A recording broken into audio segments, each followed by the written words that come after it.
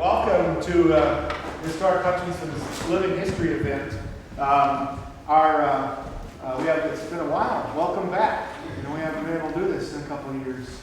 So we thought we'd take this opportunity when we welcome you just to reboot Historic Hutchinson a little bit and go over the last 20 years in about 4 minutes. See if we can do that. We are always excited about this day because in our mission statement, our goal is to preserve and to protect the living and structural history and spirit of the Hutchinson area to showcase these assets now and in the future.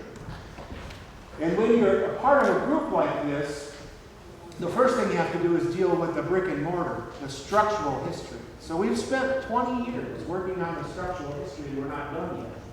The reason that the cemetery tour, which is morphed into this tour, is so important to us is that we get to do the living history, which is a little more the fun part, a little more artistic part, the less technical part. And we're going to introduce you to some actors today that are bringing people from Hutchinson's past. One of the reasons we're not in the cemetery is one of the challenges we have is in bringing over 100 people back to life over the last 21 years. We ran across a lot of people that weren't buried in Oakland Cemetery. So, we're going to take this opportunity to visit with some folks who are not spending eternity in Hutchinson. So, that's one reason. So, it is a time to reboot. We're really glad, but we want to just take you down and kind of reset where we are, what's going on with Historic Hutchinson. We were founded in 1999 as an arm of the Convention and Visitors Bureau, and we had our very first meeting in February of 2000. So you think about it, wow, we've been at this a long time, 22 years. But then when you look at a whole 170 years of history, I guess it isn't that long. And some of the things that we've done is we've identified houses and significant properties with plaques. And that was one of our very first projects that we did. We spent $2,600 on that. Some of you may remember that we brought the Stillwater trolleys into town. That was kind of fun. That's how we introduced our Historic Hutchinson tours, and that had a cost to it. We had our first gala at the Stepping Stone Gallery way back then in 2000, late 2000. And we were looking for a restoration project, but we didn't have any money.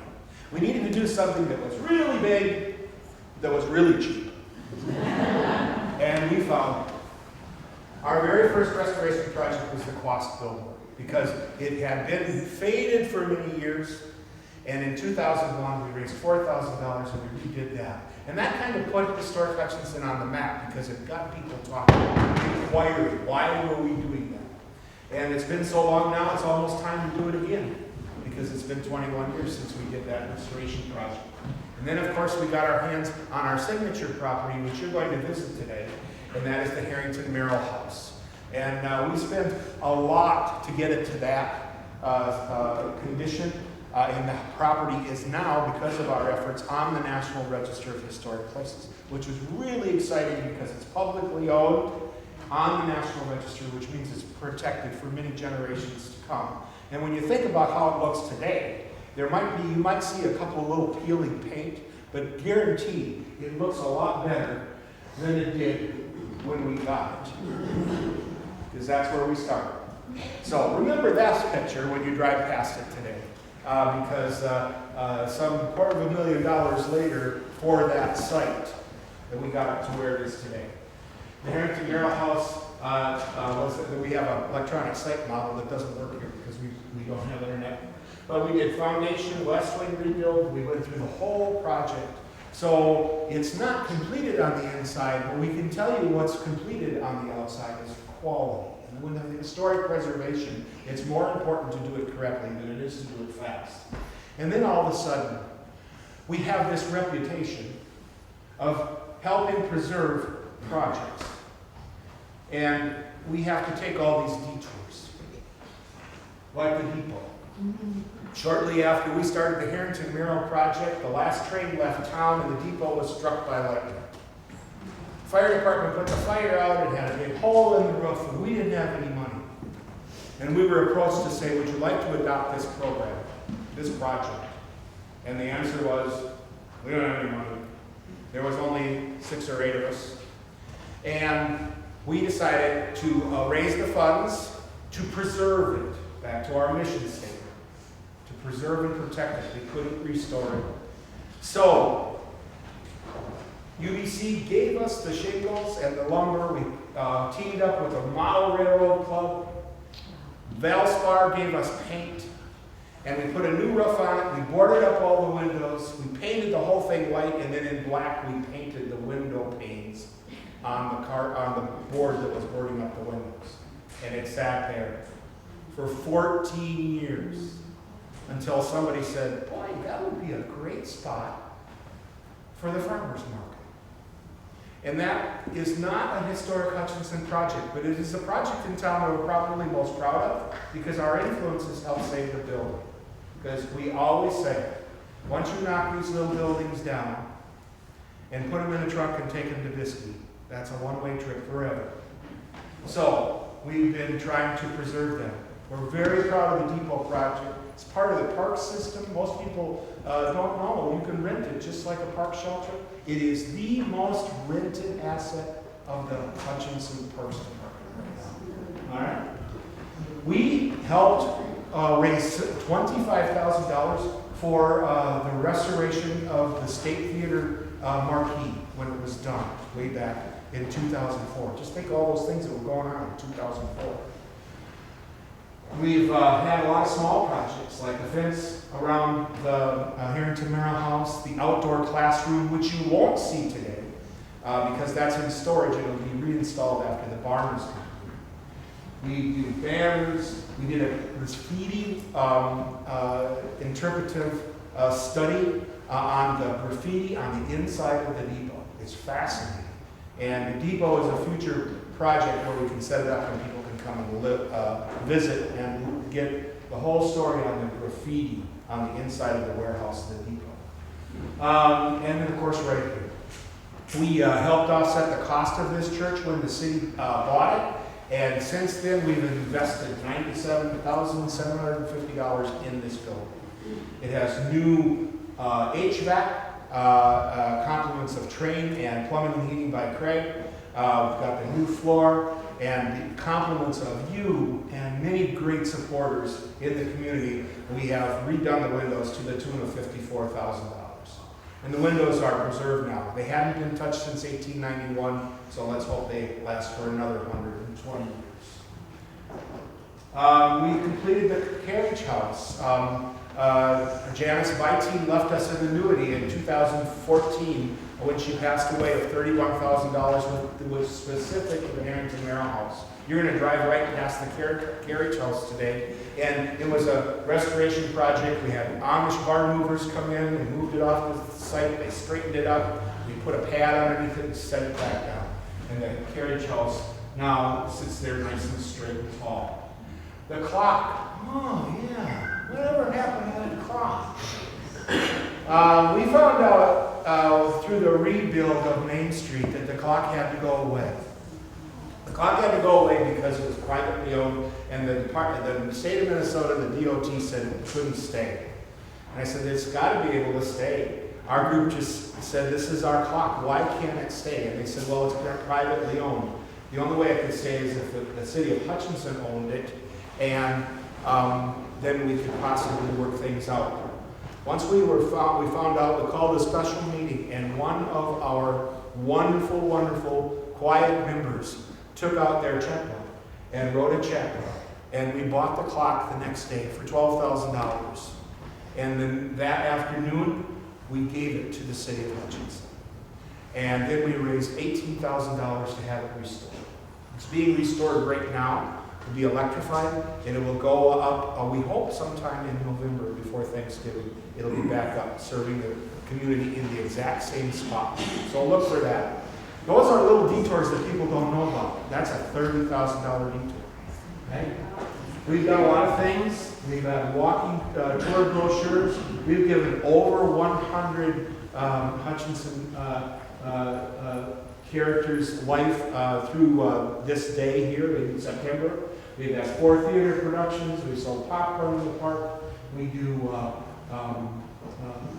about 120 we've done historic Hutchinson bus tours over since we've started. Haunted Hutchinson, Hidden Hutchinson, and Music in the Park. So since we've started, everything that we do, we give back to the city of Hutchinson.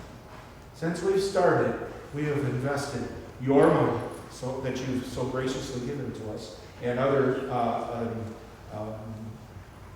worthy things like the Birch Foundation and historic grants, things like that. We have invested $474,500, $250 back into the community. So everything that we do, we give to the city. The reason we do that is that the city is the consistent. Maybe the leadership isn't consistent, but the city is consistent. And when the citizens own it, then we know it's protected. So where do we go from here? Right now we're in the middle of this project. And this was the group home that sat down by the river. And the EDA bought it for redevelopment. And we were able to get our hands on this group home. And the reason the group home is so important is that after World War II, the Harrington Merrill barn was moved down to that site and made into a house. And the main square area of that house is the original barn from the Harrington Merrill site. That came to us from one of our original members who told us the story. We followed through. We do have one picture that we found of the barn, and it's not the first building. It's the second building in that picture where you can see the cupola. That is the only picture that we can find of the barn, but it helps us to find the cupola. And we're really happy to say that in fact we had an architectural rendering of what the whole site looks like with the barn on it, and what the barn actually looked like. All right. And in February of this year, the barn came home. We moved it back to the Harrington Merrill site, got it set on its new pad, and this is what it looks like today. So it's sitting there in its underwear. But when you go past it today, take a look at it, and it's telling its story. Because it'll tell you about windows that were filled in, and it'll tell you about where the hay mow door was. It'll tell you all kinds of things about it. And that's how we learned about how to orientate it and where to set it. So we are in the middle of this project, and it is an unfunded project. The city was not willing to help us. We decided it was worth it because if it goes down the road in a truck, that's a one-way trip. So Historic Hutchinson has taken out a line of credit of $50,000 to finance this project. It should land between $40,000 and $50,000, and our next fundraising is to complete this project and get it paid for within the next year. So that's what we're kind of doing right now. So this is kind of fun because it's not really a detour. It's back to the Harrington Merrill House, which is really our signature property. The Harrington Merrill property is a national register. It is a national historic site. Because of the Harringtons, because the house was not burned down during the 1862 uprising, so a lot of amazing things. So that's enough of that. We just covered 21 years, so let's move forward. Your first person that we're bringing back to life, you're going to meet some great people and we're going to hear some great stories today. But the very first one is a story about what took place right here in the church. So let's give a warm welcome to Sarah.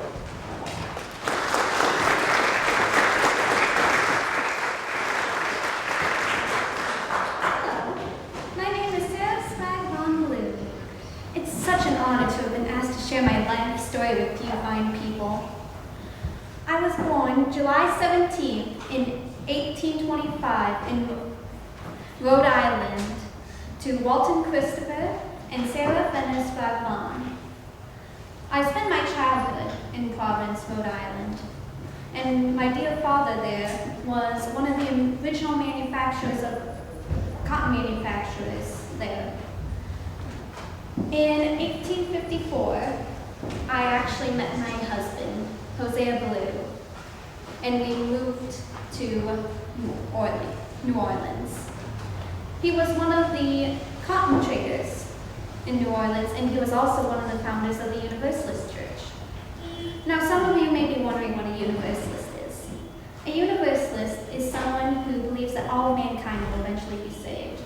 Someone who advocates loyalty to and concern for others, no matter of national or other allegiances. We have 3 children. One, Mary, our daughter, and then 2 boys, Ezra and Harvey. Our youngest, Harvey, was born November 24th, 1852, but sadly passed at 6 months in 1853. In 1854, I lost Hosea and was promptly removed and moved with my daughter and her husband, Abraham. We shall not discuss much about Abraham. When we first moved to Hutchinson, we moved to Red Wing, where my son-in-law owned a jewelry store with a man by the name of Theodore Sheldon. Then we moved to this fine city of Hutchinson. When we moved here, I and my daughter's family joined this beautiful church, just as beautiful as it was so many years ago. There's something that stands in this church still today that I'm proud to have donated in my and my husband's name, this beautiful baptismal font. Here is the inscription I had placed so all would remember me, that I shall now read, or rather, recite. To the glory of God, and in honor of 1 infant son and 3 infant grandsons of H. and S. B. Ballou, St. John's Church, Hutchinson, Epiphany, 1897. I lived in this city of Hutchinson for 14 years, until the Lord called me home, July 18th, 1899. My funeral was held in this very church, and I was then buried at Oakland Cemetery with my daughter and her husband.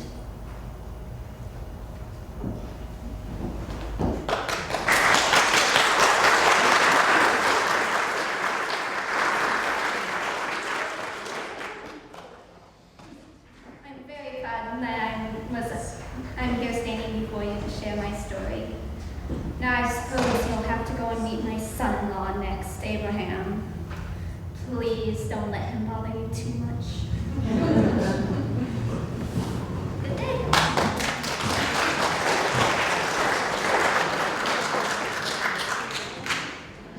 Let me introduce myself.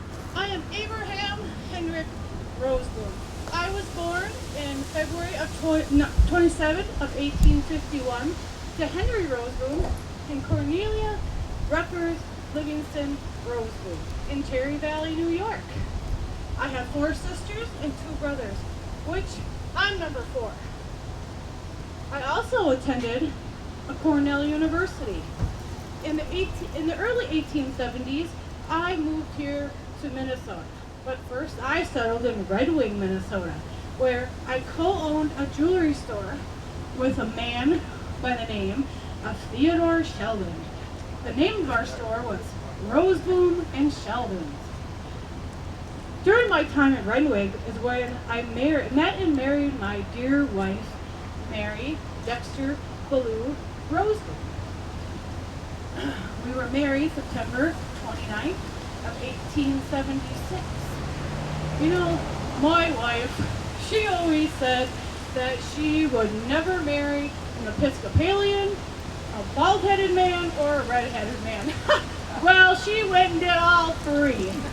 Yes, I had red hair when I was younger, but unfortunately, age is not always kind. That's why I wear my little hat, to cover my bald head and to keep the flies off my head.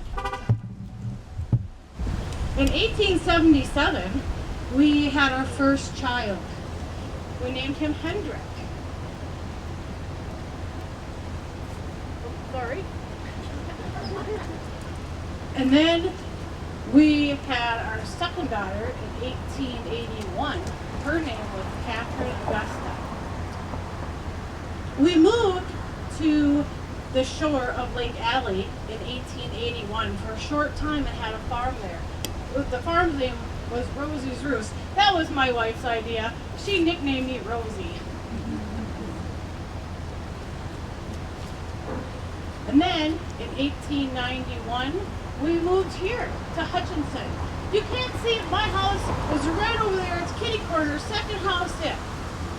Well, my house was the first house that was shaped like that. I built my house to look like a barn. That was the roof, would look like a barn. But my house wasn't always white.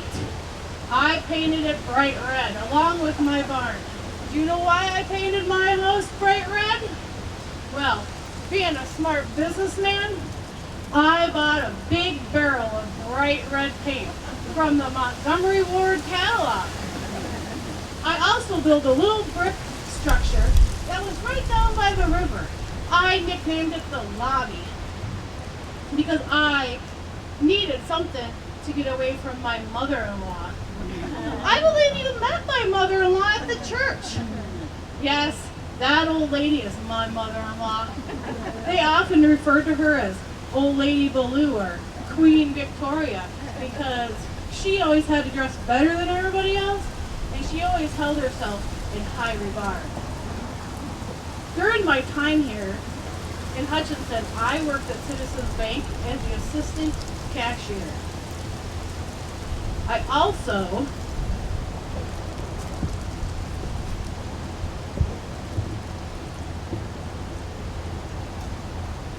first I'm going to tell you a story about my mother-in-law.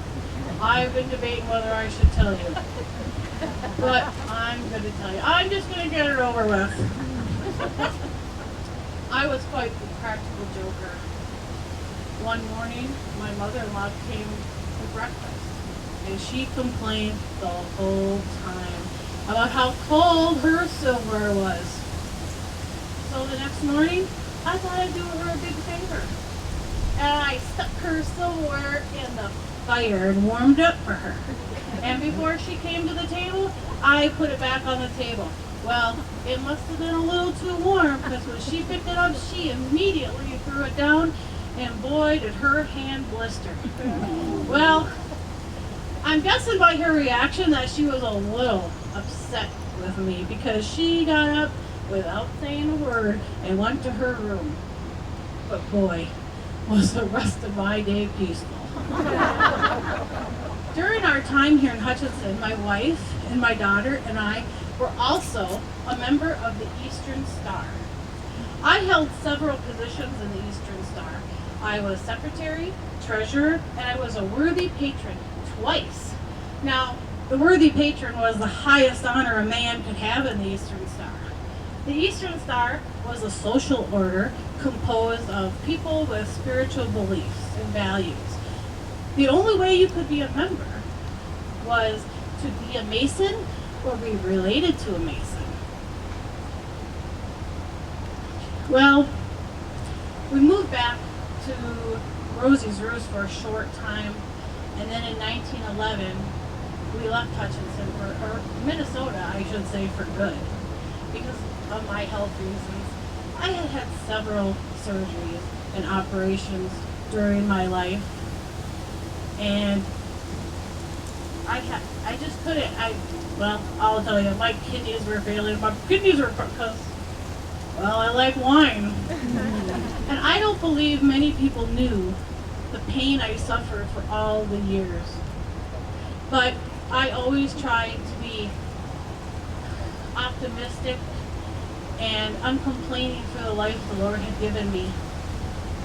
My daughter Catherine moved to California with us, and she eventually married a Stewart fella. He was a rancher. And my son Hendrik, he got married, and he lived here in Hutchinson for a short time until he moved on also. My dear wife sadly passed away in March of 1927. We had a small funeral for her in California, and her ashes were sent back here and buried with her mother at the foot of her mother. Sadly, short time after my wife passed, I had to be in the hospital again for another surgery at the age of 78. I never made it home from the hospital. The Lord called me home on June of the same year. I too had a small funeral in California, and my ashes were sent back here to be buried in Oakland Cemetery with my mother-in-law and my wife. Well, I thank you all for coming and hearing a little bit about my story. I know you have other people to go visit, but I just want to thank you for giving me a little bit of your time. Great. Well, it seems like kind of an astounding story that a kid who was born on a small dairy farm just outside of Hutchinson would eventually become known as the Dean of Minnesota Wildlife Artists. But it's true, and I've got quite a story to tell. Now, this rooster, as it were, was hatched during the middle of a Minnesota snowstorm. I was born on February 3rd, 1917, in the middle of a great blizzard that was hitting this area. Now, my parents, Anthony and Sophie Kuba, were first-generation Americans. Their parents had immigrated here from Prague, Czechoslovakia. So I was the middle of 3 children with a brother on either side of me. Now, back in those days, farms were a lot different than they are now. A farmer usually would have a flock of poultry, a big vegetable garden, probably some fruit trees, a few pigs, and probably as many milk cows as the family workforce could handle, some like 8, 10, 12 cows. So farms were a lot more diversified than they are now. A lot different. In fact, my mother's father had 120 colonies of bees. Now, for those of you who know anything about that, that can be a pretty sweet business. Thank you. So, my father played a large part in me developing a love of wildlife and nature and the outdoors. He would take me hunting and trapping with him and fishing. Now, those days it was amazing to go out hunting as a kid, because the flocks of geese and ducks, when they flew over, could be so large they'd sometimes practically block out the sun. Now, when I was out there in the fields and the meadows and in the woods, I always had a pencil and a piece of paper with me. In fact, I still do. So I would really study what I was looking at, and I was out there immersed in it. And so I would sketch what I saw in great detail, and that was to become a great benefit to me later on as an artist. So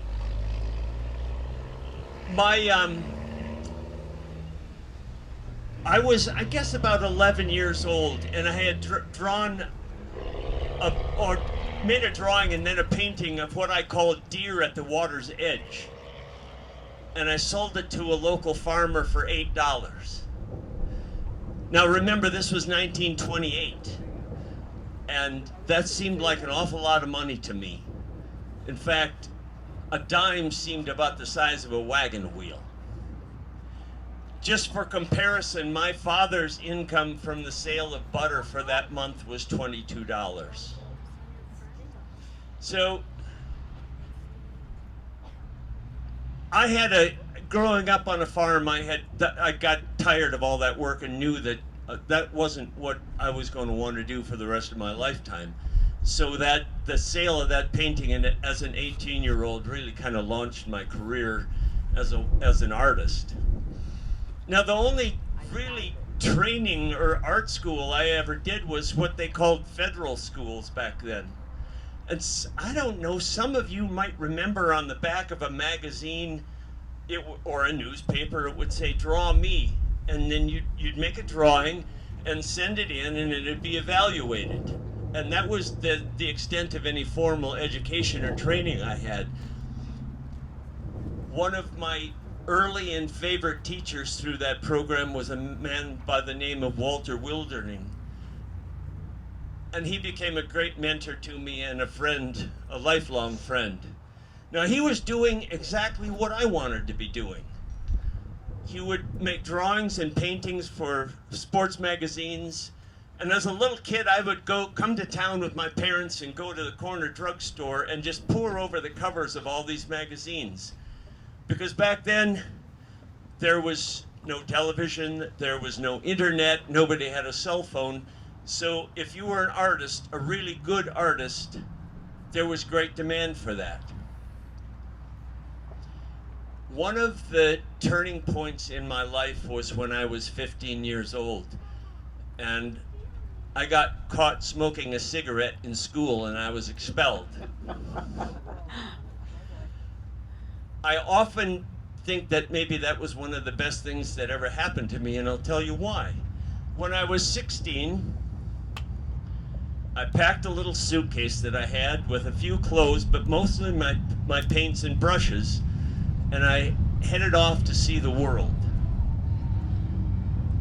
It was about 1932 I found myself in Tifton, Georgia. And I was looking at the Coca-Cola logo, and it just seemed kind of plain and ordinary to me, so I did a little touching up with it. And the marketing department at Coca-Cola came and saw it, and were really impressed with it. And they bought it from me.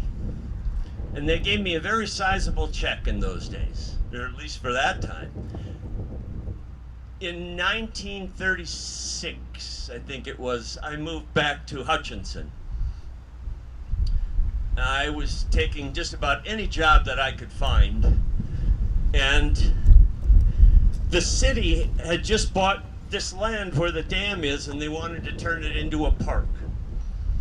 And the park board decided that they would like a statue of Ta'odate Duta, or who we know as Little Crow, the Dakota leader. So they commissioned me to do that. So I started off with a wire frame and concrete and then a bronze plate.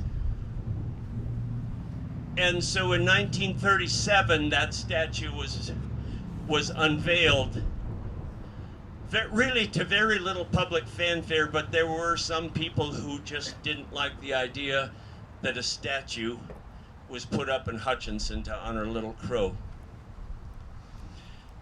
Now, another really interesting thing that happened to me in 1937.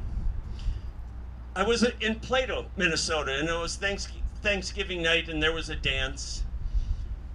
And that was where I met the woman who was to become my wife, Oriole. So we were married in 1939, and I have to say that that was the best thing that ever happened to me. She was always my biggest fan and my biggest supporter and my biggest critic. And if it weren't for her, I've often said I would probably have ended up sitting at a bar somewhere for the rest of my life. So shortly after the end of World War II, we moved to Minneapolis, and that was where I set up my first commercial art studio. And I was doing any kind of commercial work that I could find during the day and experimenting with my wildlife paintings at night. And the first break that I really got was when I exhibited some of my paintings at Zespa's picture studio on 8th Street in Minneapolis. And Claire Fry, who was the head of Brown and Bigelow Calendar Company, saw some of my work and was really interested. So I did a trial painting called Morning at the Marshes, and he liked it so much that he paid me $600, which again, in those days was a lot of money, but that really kind of launched my career as a wildlife artist.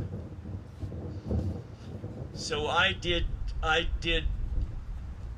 commercial work at the same time, and I did paintings for Red Owl, and I did the old Dutch potato chip logo, and I painted lots of wildlife scenes that ended up on beer cans.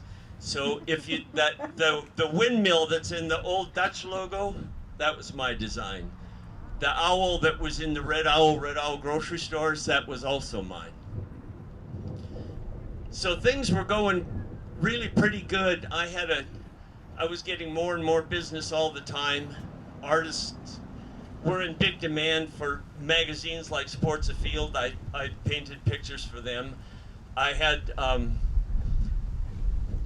3 federal duck stamps that I painted, as well as several state ones. and a special limited edition for Ducks Unlimited. Now might be a time to mention the Cuba 13. So I've been painting for a while, and a friend of mine pointed out that everything I painted had 13 of something in it, which I really hadn't even realized I was doing, but after that I made sure that that was a trademark in all my paintings. So if you get a chance and you want to look at one of my paintings, count, there's going to be 13 of something in every one of those paintings. So I would say then that was one of my big breaks too, was all the recognition I got for that. But the other thing that I seem to find really interesting is the fact that I'm part of a museum. So all the success I've had has been great, but I wanted to leave something as a legacy, you might say. So I donated a lot of my belongings to the McLeod County Historical Museum, hoping that that would be some kind of inspiration for younger artists. And I want to mention that the three things that led to my success was, the first one is to pick something to do, something that you really love. The second thing would be to learn everything you can about that. And the third thing would be work harder than anybody else at it. And it also doesn't help to have some good mentors along the way and to marry your biggest supporter. Thank you all for coming today. I appreciate it. Glad to see you. We've been waiting for you. Thank you for coming. And my name is Lewis Harrington. My wife, Ellen Harrington, now, is right behind me. And I hope you forgive us, because we're ghosts, really. And being 170 years old or so, our memory has started to fade. So we made a few notes because we wanted to get the important points in. My name is Lewis Harrington. I've been described as an enterprising young civil engineer who does surveying. I came with a group of 13 individuals described as poets, artists, optimists, and dreamers in pursuit of a site to start and build a utopian community. What's a utopian community, you might ask? Well, they insisted on 5 things. Number 1, they wanted a place where there were equal rights for everyone. Men, women, children, and no matter the color of your skin, you were counted as a 100% person. You could vote. Well, they wanted people to vote. That's what they were striving for. Those 2 things were huge. Then they set across 15 acres to build a city park or city parks. And I don't know if you knew this, but Hutchinson is still the 2nd largest city park system in the country, 2nd to New York City. And they wanted there to be 8 lots for schools and 1 church called the Humanities Church. There are a couple no-nos. One was no intoxicating beverages sold in the city limits. And nothing like pool halls, billiards, gambling institutions, those things. They wanted clean living and equal rights for all. Now, the journey. They started out from St. Paul and they went to Glencoe, where they spent the night before they came here. And there they picked up a surveyor by the name of A.J. Bell.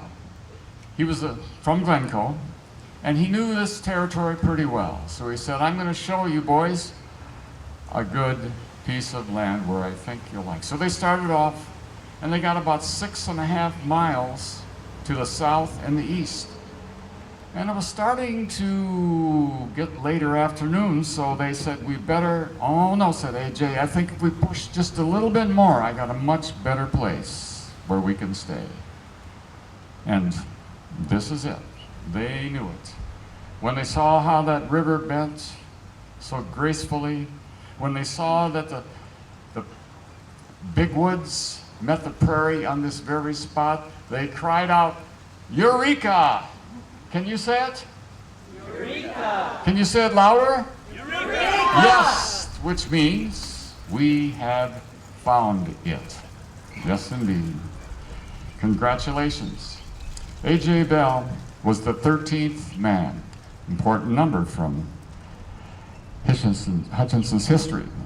Anyway, actually, you know, 2 towns were supposed to be built here, and they did for a while. It was plotted out because there was what they called a 320-acre rule. You could not start a town that was larger than 320 acres. And they said, well, we'll have 2 towns here. So they started one which was south of Washington there, where the cars are going by, north, across the river, and up on the hill. That was called Harmony. Well, Harmony went kind of by the wayside, and although I did hear the other day that there is a new Harmony River, they call it, out in the southeast part of town. It's called a living center, so I don't know if that qualifies as a town or not. Anyway,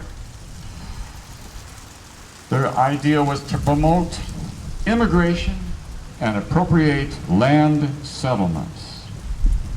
And so they hung in there, they built a shack over in the winter of 55 going into 56, and then the settlers started to arrive in the spring because the word was out. The Hutchinson brothers had been around singing in St. Paul and the like, raising money so they could build this community. But there was a good 10 or 11 people that stayed here. And so along with them came, you guessed it, Ellen Pendergast. Was a sister to W.W. Pendergast, William Wirt Pendergast. And you know, when they came to town, my eyes immediately went to her because she moved so gracefully and with a sense of purpose. She went about keeping the house and entertained the Dakota people as best she could. Had to put her foot down at times when say, no, you can't eat everything in the house. I've made this for so-and-so. But they were curious about this way of the white person. And they especially didn't quite understand why she would always go into this kind of a shack that was about this wide, about this long. She would go in there with no utensils or anything, like she wasn't cooking or anything. And then she, about 5 minutes later, she'd come out of that same shack and she had nothing, so they didn't know until they were courageous enough to get a little closer to that shack, and then they smelled and said, well, now we know. But here she is, beautiful. When I first saw her face, just burned in my mind. And even when I was away from her, I'd close my eyes and I could still see her shining face. And you guessed it, I fell in love with her. We got married in December 27th of 1857 and had a child. And then our family was growing, and you agreed that it was too hard to live there anymore with my little office space. And I'll let her tell you about that. Ellen Pendergast. Harrington. Well, it's true. That office was just too small. So my husband, Louis, built me this lovely house. You probably saw it on your way down here. Our family consisted of Martha and William, but we actually had a daughter, Mary, who died in infancy. And our family was very busy. Our household was busy because Lewis, well, I was busy with household stuff, of course, and Lewis was bringing in immigrants and potential buyers for property all around Hutchinson. And you know, at one time, we built 9 little bedrooms that extended off our house for the visitors to stay overnight so they could go out and look at the land. But I told them, I'm not going to be a housekeeper. I'm not making your beds. And I didn't. Well, the years passed, and it was 1862, and there were rumors of the Dakota unrest. And it was frightening. We were very much afraid that there would be a war. And there were people saying, we need to leave and flee to safety in St. Paul. But there were another group of people that said, no, we need to stay and defend our town. And that's what they decided to do. So what they did is they built a stockade. Where? Right in this town square, they built a stockade. They went out to get logs from some of the small houses that were built. They cut down trees. Some of the people went to get grass and mud to fill in the cracks. And they built this stockade in just 12 days. Now, how big? It was 100 feet square, and the walls were 6 feet tall, and there was a 3-foot trench built all the way around. It was built for safety. And then people started to come into the stockade. At one time, at the height of the war, there was at least 200 people in the stockade. Now, my husband, Lewis, he was head of the Home Guard, and he started a petition to have people sign up and join in the militia. But curiously, the fellows did not want to sign. So my sister-in-law, my friend, and I, we signed the petition, and we said, men of the community, if you won't defend the community, we will. Well, can you imagine? That got them going. And after that, they signed up to help defend. The war was on. We heard from scouts and from soldiers in the area that the Dakota were on their way to Hutchinson. And they figured that Hutchinson would be easy pickings because we would have all fled. And then they could come after us and kill us on our way as we were escaping. So at first they were quite put off by the stockade. They didn't really know what to do about this. So it kept them back for a while until the war started. The battle started. It was extremely frightening. There was a building that was a hotel that was just across the street, and that was for the wounded, and eventually they decided that was not safe anymore, so they had to move people into the stockade. And the stockade had some buildings that were there to house food and whatnot. But as I said, it was terribly frightening. The children were extremely frightened. The battle lasted mostly one day. And if you made it to the stockade, you were safe. But several families, unfortunately, did not make it in time. And some of their family members were killed as they were trying to get to the safety of the stockade. But war is terrible, no matter what.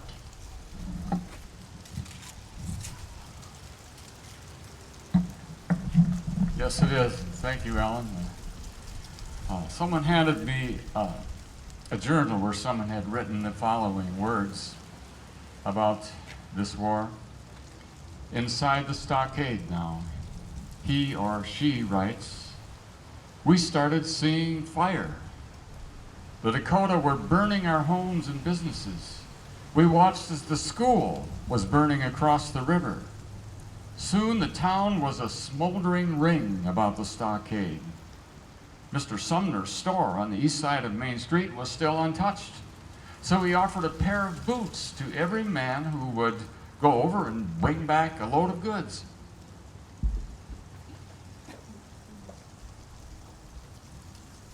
Our house was standing. No one was hurt or died, for sure. Very grateful. But some of the neighbors, as Ellen told you, especially the ones out in the hinterlands, didn't meet such a good fate. And we think also of the Dakota people who were either hung or shipped off to another state. You know, Ellen, I want to thank you and all the other women who got us going. We wanted to leave, the men, but they said, hang in there, guys. Let's band together to withstand the attack. The settlers kept arriving. Their crops were good that summer. Businesses prospered. I continued surveying. My latest was a road to Watertown. I became postmaster, hotel keeper, was with the Minnesota House of Representatives. In August, I accepted a job to survey the timberland to the Western Territories.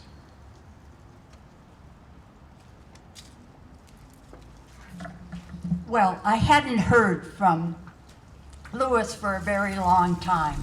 And he had been gone before, but this time there was something different. So I contacted the sheriff of where he was surveying. I said, do you know a Lewis Harrington? He said, no, I do not know him, but we have a body here that is unidentified.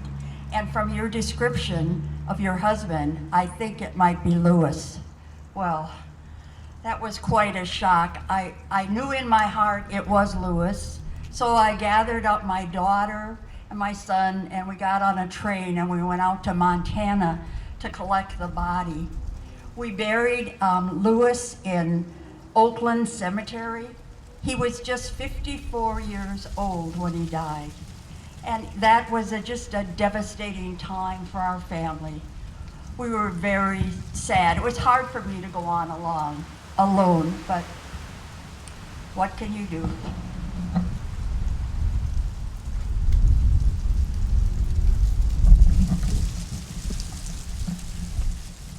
Our two children, Martha and William. Martha went on to marry Harry Merrill, we pronounced it. 2 years later, they were married. And they moved into what's now called the Harrington Merrill house. She taught school, was a temporary principal when her husband was ill. Harry recovered, only to be a superintendent for 35 years. William, our son, at age 26, founded the Citizens Bank. He became mayor, was elected to the Minnesota Senate. We're very proud of them, aren't we, Ellen? I leave you with this, the vision that the brothers and the other 10, anyway, people in that party had of a utopian community, equal rights, abolitionists, schools, education. One thing bothers me a little bit, and maybe you saw it as you went past. I don't know, maybe I'm reading too much into it, but you know there's a statue of the three brothers out. Did you pass it out here? And I don't know if you noticed the one brother, his name's Asa. He's looking right at the liquor store. And I can't figure out, what is he thinking? Thank you.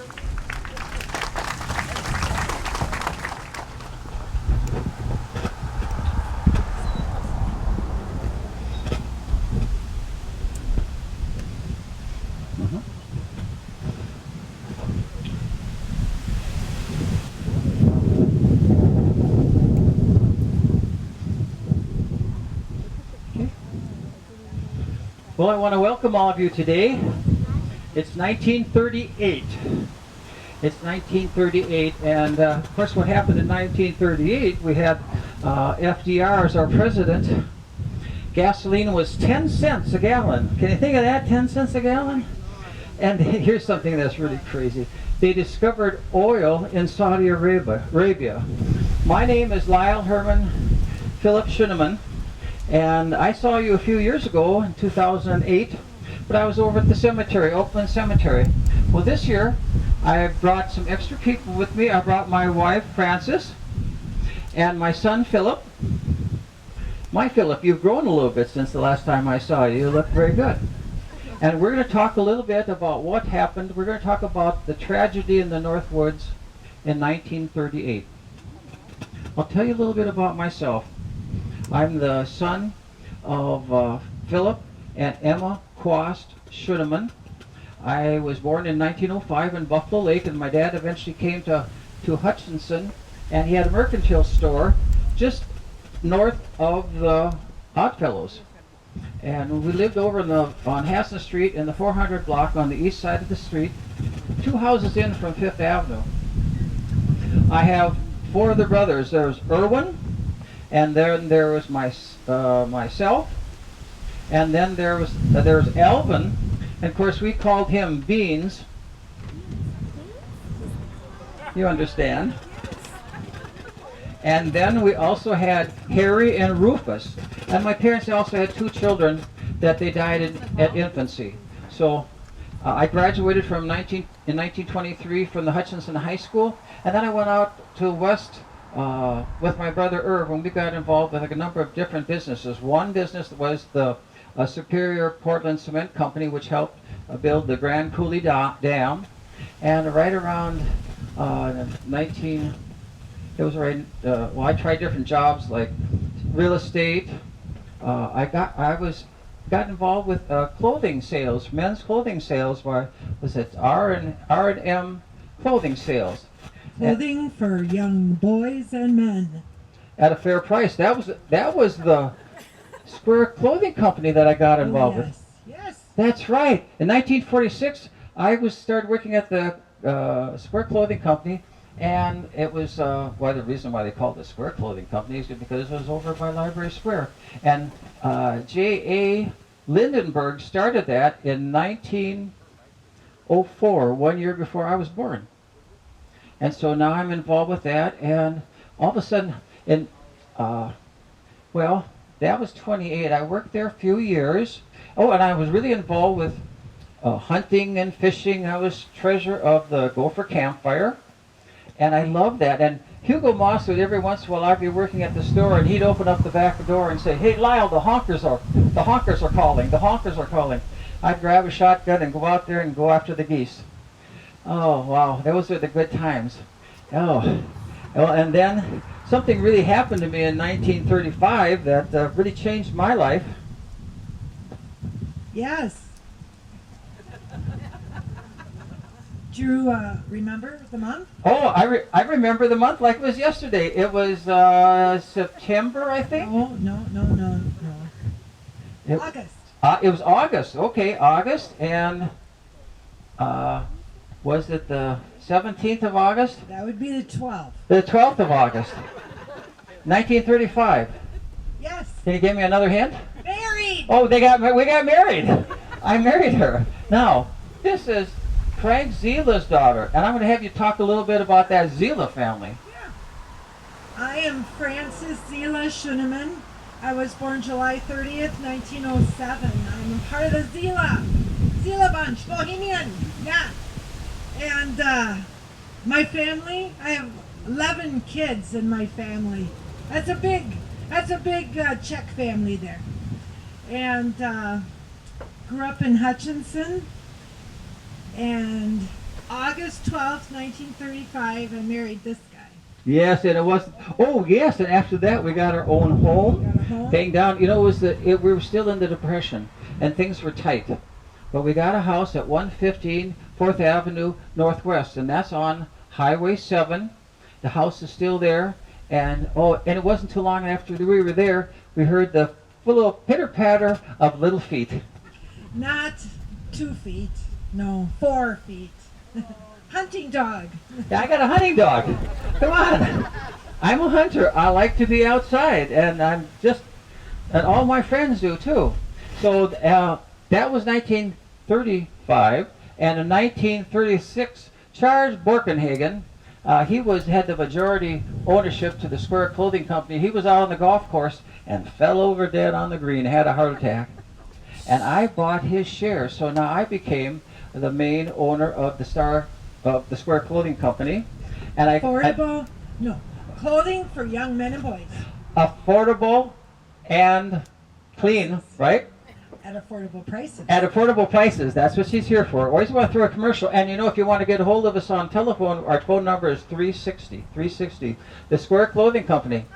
Good clothes for men and boys. At An affordable price. At affordable prices. Chip off the old block there. Anyway, and so I had a chance to do that. And, things were going well for us. In 1938, there were 5 of us that got together. There was Walter Spanis, Joe Julik, myself, Frank Ruth, we called him Babe, and there was Mr. Juergens, Louis Juergens. And Louis sold Plymouth cars. Babe Ruth had the A&P grocery store. I had the Square Clothing Company. Mr. Spanis had the drugstore that was over in the hotel on the corner of Main Street in Washington, right in the corner there. And Mr. Julik was the vice president of First National Bank. Well, we were going to take a hunting trip. I'd never been deer hunting before, and boy, was it special for me. So what we did, we contacted Lissaw Lumber Company in Cosmos, and we bought a brooder house. And it had skids on that, put it on a Model 8 truck, I believe. And it was a 1-ton truck, and we made a camper out of that. And we had home gas. We had home gas plumb it out so that we could heat and cook in there. And boy, that's really something for the Depression days. We're all going to do that, but boy, we were going to have fun. And that was something else happened though. We were planning on going to deer hunting season, but something else happened a few days before. On October 20th, 1938, we were blessed with the birth of our first child, Philip. Philip Frank Lyle Schuneman. Wow. That really made me a proud papa. Boy, everything seemed to be going really well. You know, and so we planned this trip to leave on the 13th of November. And I wanted your brother, Otto, to come along. Yeah. And I said, Otto, why don't you come along? I know we're your relation. Frank Ruth married your sister, Dorothy. Yeah. So, I mean, it was brother-in-laws, and he turned us down. And he turned us down because we were leaving on the 13th. And he said, that's an unlucky number. And I said, you crazy bohemian. Hey, how about that dental appointment? Bruce Bowman.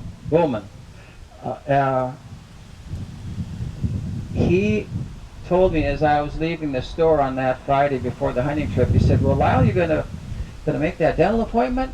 And I said, you know, Bruce, I'm really not gonna make it because if I don't come home, I won't need it. And it was so neat. You know, it's like I was leaving and I was only going to be gone a week, but they had such a party for me as I was leaving that maybe they were just happy to see me go. So we got ready to go, and on Sunday the 13th at 3:25 in the morning, we started off for Hutchinson County. And when we got there at 4 in the afternoon, we found 2 other people that were connected to Hutchinson. They were game wardens. One was Arthur Thomason, and he was our game warden from the Hutchinson area. And the next one was Mr. Richardson, Cecil Richardson, and he married a Faulkner. So all 7 of us were related. And we got together, they showed us we're going to drive a few miles away, they said. We'll take you a few miles away where you can park your camper, where you can get your deer. And we did that. And we got together that evening and we boiled potatoes for the next day. And we had Wheaties and bananas, and we had a campfire going, and we had a good talk. And when that came to an end, the game wardens left, And then we went to bed in our camper. And so the next morning was Monday, and the game wardens were out. They heard some early shooting. And so they said, let's check on the fellas from Hutchinson. And so they came over to see our campground, and there was a little smoke rising off of the wood that was still smoldering from the fire. And they looked in the camper, and we were all sleeping in our sleeping attire. And they kind of looked in there, and they rattled the door a little bit, but no one moved. And they rattled the door again, and no one moved. And they pulled the door, which was locked from the inside, pulled it open, and they found that 4 of us had been asphyxiated or were dead, and that Joe Julik was just hanging on to life. And so Mr. Richards, Cecil Richards, got in his car and drove 26 miles as fast as he could up to Little Fork to a hospital to get help. And Arthur Tomlinson performed artificial respiration and kept Joe Julik alive. Mr. Tomlinson, that happened on a Monday. At 11 o'clock Monday morning, Arthur Tomlinson called your dad, Frank, and told him the news, broke the news to the city. And that was quite an experience. Now, Walter Quast, my cousin, was called, and he got up, got together with Lou Krauserts, and the two of those men went up to start to bring our boys home. The bodies were taken up to International Falls, and there was an autopsy, and the results were that 4 of us died as asphyxiation from carbon monoxide.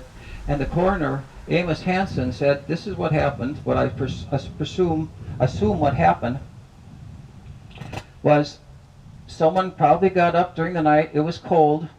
They started the fire, and either the ventilator on the stove wasn't opened, or during the night it closed, and that's what caused the asphyxiation."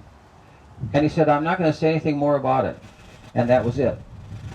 So Walter and Lou came up.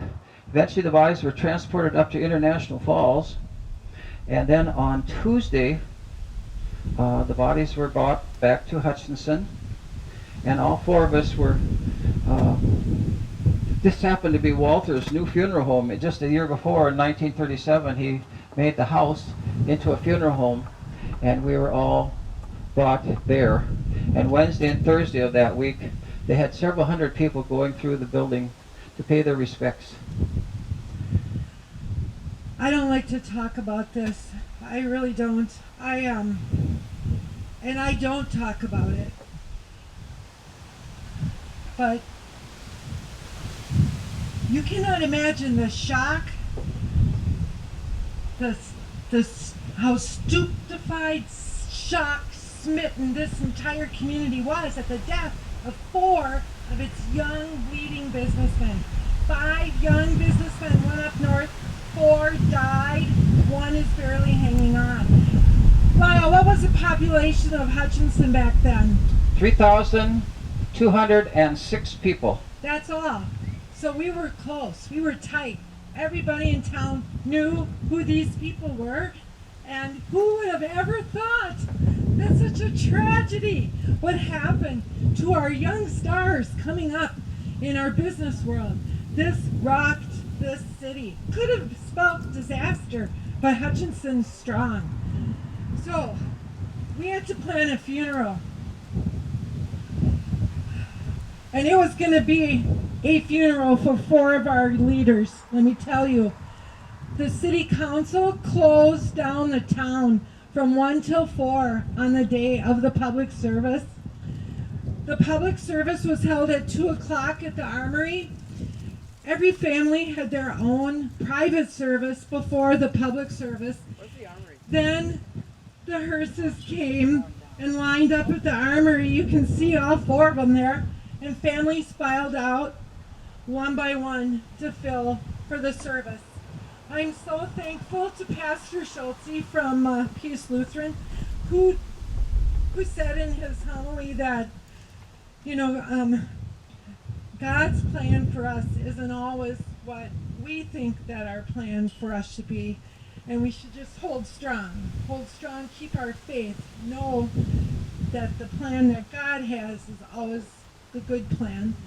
Lyle had a good faith, and I know his mom taught him the prayer that all of you probably know, and why wouldn't he have said that prayer that last night when he went to bed? And you probably know the prayer I'm thinking of. Now I lay me down to sleep. I pray the Lord my soul to keep. If I should die before I wake, I pray the Lord my soul to take. I ask this all in Jesus' sake. Amen. Mr. Julik was in the hospital for many weeks. He wasn't able to attend the funeral. Mr. Spanis had 2 boys, 8 and 11, and left a wife. I had one son, a little over 20 days old, just starting out. Mr. Ruth had a A&P grocery store, and he had a daughter that was about a year old, I believe. So he had left a wife and a small daughter. And Mr. Juergens, Louis Juergens, he was not married. He left a sister, a brother, and Martha, his mother. Well, after the funeral, I have to tell you, I'm a widow and I have a 3-week-old baby, so I need to get my life going here. And I thank God for family, for the good, strong love and support of the Zila family. I got my teaching certificate from the Litchfield Teachers College, and then in 1942, my sister Dot, who's also widowed that day, and I moved to Austin, Minnesota, where I taught kindergarten and my sister was the school nurse. We stayed there till 1944, and then we came back to Hutch, and we actually lived in a duplex right on Main Street here, right next door to each other, and I taught. You know, they didn't have daycare back then, but we had a Zila daycare, didn't we? Yeah, we had a Zila Park run by my Uncle Otto and my Grandpa Frank at the time, and they would let me go and work, and I'd sweep the floors and carry things out to customers there. And what in the world is in your hand, young man? A lump of coal. And what would you do with that lump of coal? I'd shoot it out in the fields behind the store. Shooting guns? Taught by my brother? Possibly. That's great. So, you did like living here in Hutch though, didn't you? Yeah, they really made me feel special, Uncle Otto. 1947, I met Chester Bedrosted and we got married. Tragedy had family as well. His wife had died of cancer. He had 2 children, one of them 3 years older than Philip, and the other, that was a boy, and a little girl 6 months younger than you. So a brother and a sister. We blended our families together and we lived in Excelsior. Do you remember that time, Philip? Yeah, it was interesting during school especially. I was always the smallest and the weakest and just the lightest person there, and the class bully beat me up on one of the first days. After my sister found out, she didn't like that a whole lot, so her and her friends went and did something to him that he never touched me again. I'm very thankful for her, and her friends helped me a lot. Good sister. Yeah. 1953, my husband was promoted and we moved down to Ankeny, Iowa. I went on and got my master's degree in education from Drake, and I taught American history in junior high. And February 13th, 1986, I passed away and I'm buried in Des Moines, Iowa. And I think I was a pretty good teacher because I hear that a lot of my former students came to my service and had kind words.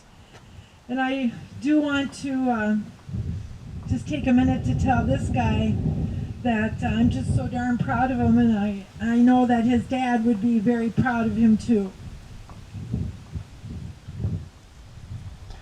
You know, Phil, I really am very proud of you. You know, you have a lot of characteristics that I had growing up. You like sports, so did I. And you like good business. I heard you're a good businessman, too. I heard you're a pharmacist. You graduated and you became a pharmacist.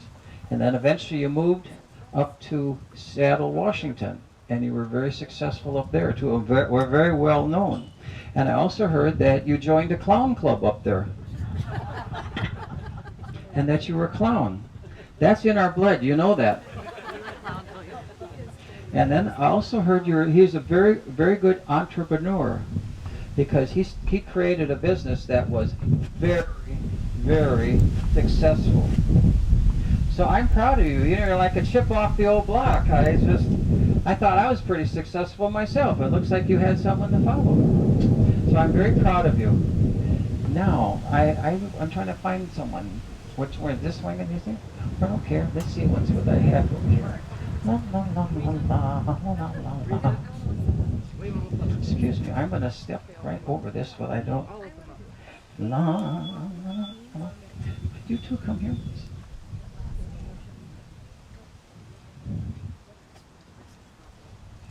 Just don't forget to put this back. There we go. You want to get down? Come right over here. Okay. Okay. Ladies and gentlemen, this is a very special story to tell you. For a year and a half, I've been working on putting it together, and with the help of Kathy Hanneman and little Eli Welly, close enough. I wanted to tell this story because my family was involved, because Lyle was my dad's cousin, and like I said, I didn't even know I knew all about this story until 2008, when I looked at a scrapbook, and one third of the scrapbook is the story about this whole event, with the complete story from Pastor Schultze, the little memorial service that he said. It's just amazing. And I had a wonderful time doing it then, and I wanted to show something, what happened to the people after, how Francis got along, how well my son did. So what I want to do right now, I want to introduce you to Lyle Schoenemann. He's now 83, right? This is the little boy right here we're talking about. What an honor it is. I didn't even know he existed, and he called me up one time, and we became good friends ever since. Lyle, you called him Phil. You called him Lyle. He's Philip. Oh, sorry. That's not the only mistake I made that you didn't point out. Boy, this is well. It's a pleasure for me to have you here today. Thank you very much for coming. Would you like to say something a little? No. Come on. I'm really proud of coming from Hutchinson, Minnesota. I spent some time the last few days look at some of the history things, and Jim has showed us a lot of history. And we went to the gun show yesterday, and I ran into all kinds of people that knew Zila hardware, knew my Uncle Otto, and it's been quite an experience. Excuse me, experience for us over the years. So thank you very much for Hutchinson and all the people of Hutchinson. Here, we'll get a good picture of the two of you guys shaking hands. Atta boy. Thank you all for coming.